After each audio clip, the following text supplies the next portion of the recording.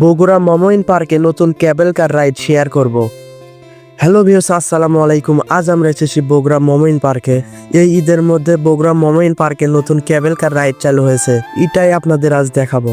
আপনি দুইটা রাস্তা দিয়ে যেতে পারবেন। আপনি যদি রিসোর্টের ভিতর দিয়ে যান তাহলে রিসোর্টের টিকিট কাটতে হবে, তবে আমরা ফ্রেশ উইলের সামনে রাস্তা দিয়ে এসেছি, এখান দিয়ে আপনারা আসতে পারবেন। তারপরে টিকিট কাউন্টারের সামনে এসে টিকিট কাটতে হবে। টিকিটের মূল্য কিন্তু পার পিস 200 টাকা। আমাদের এখন যেতে হবে 3 তলায়, কিন্তু মানুষের লম্বা লাইনের ভিড়। অবশেষে লাইন থেকে আমরা বের হতে পারলাম। ওপরে যেতে আপনি লিফট বা সিঁড়ি ব্যবহার করতে পারবেন, কিন্তু মানুষের ভিড়ের কারণে আমরা সিঁড়ি দিয়ে ওপরে উঠলাম। ওপরে ওঠার পরেও দেখলাম এখানেও মানুষের উপচে পড়া ভিড়। আমরা এসেছি শুক্রবারে, যার কারণে কিন্তু মানুষের উপস্থিতি অনেক। অতঃপর এখানেও আমাদের লাইনে দাঁড়িয়ে থাকতে হলো। অবশেষে কেবল কারটির ভিতরে উঠলাম। এখানে কিন্তু চলন্ত অবস্থায় উঠতে হয়।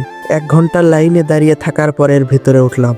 এই কেবল কারটির ভিতরে সর্বোচ্চ 6 জন পর্যন্ত যাওয়া যায়। এখান থেকে আপনি পুরো মমইন পার্কটি দেখতে পারবেন। আমরা যতই সামনে যাচ্ছি কেবল কারটি ততই উচ্চতা উঠতেছিল। এই কেবল কারটি রাইডের ফলে আপনি উপর থেকে অনেক সৌন্দর্য দেখতে পারবেন সুইমিং পুল, আর উপভোগ করতে পারবেন রাঙ্গামাটি আর সাজেকের মতো সুন্দর দৃশ্য। এই কেবল কারটির যাত্রা শুরু হয় মমইন রিসোর্ট থেকে TMSS মেডিকেল কলেজ পর্যন্ত। এখান থেকে ব্যাগ দিয়ে আবার আমাদের নিয়ে যাওয়া হয়।